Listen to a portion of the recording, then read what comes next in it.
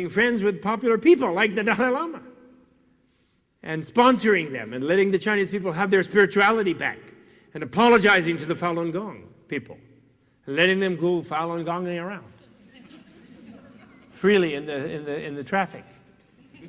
Okay? So that's what Toynbee wanted us to, what he meant, I think. And that's where, that is where we can get something useful from the Dalai Lama, where I have an Indian retired general who says, the Tibet liberation movement, whether within as a province, a free province within China, or truly autonomous region within China, not a fake autonomous region, true one, or as a separate country, whichever it is, but they could be truly within China if they move quickly enough.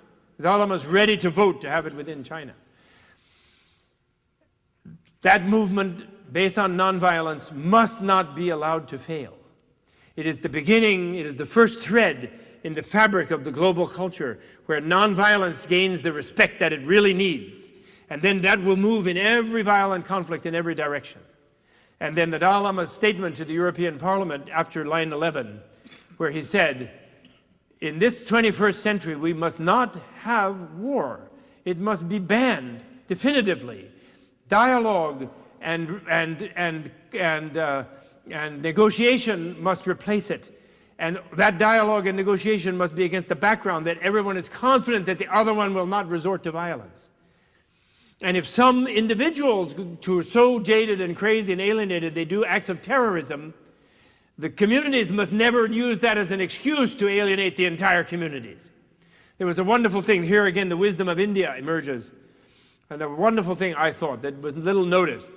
But last fall, somebody blew up a train going from Delhi to Lahore and killed hundreds of people, I believe. Ashok will tell me if I'm getting the number wrong.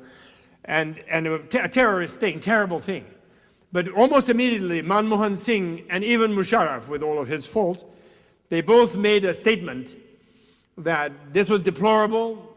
The police forces of both countries would really be after the people who did it. They would try to prevent it happening again and so forth. But the two nations, the two communities would not let their general movement toward peace be derailed by any such act of terrorism. Now, if that was done by Israel and Palestine, if that was done by America and Shia and Iraq, then there would be peace there everywhere, because the motive for terrorism would be lost. They would not have any motive. Their motive is to put everybody in a state of fear and put the communities into international conflict. That's their motive. If they failed because there was a principle that no matter what they did, they would be pursued as criminals, but not as representatives of their nations, then we would have no more terrorism, which we've been told, by the way.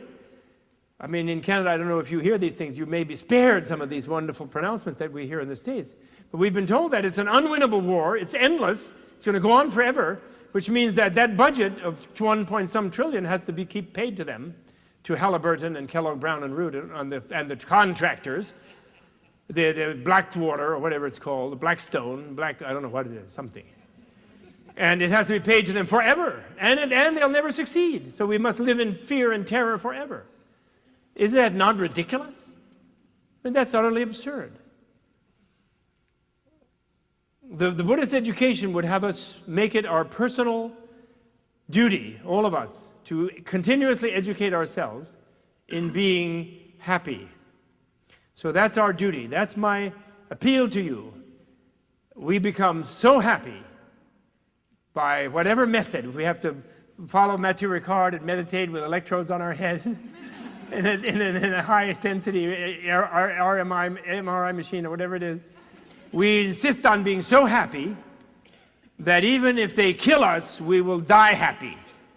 And that's my final word tonight. Thank you very much.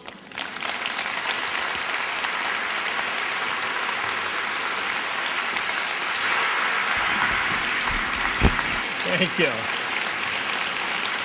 I didn't even mean it. Thank you. Thank you very much. Do we need questions, or what are the questions? You better stop it already. Okay, we're done. Thank you. Thank you so much. Really, I think I should emigrate to Canada, really.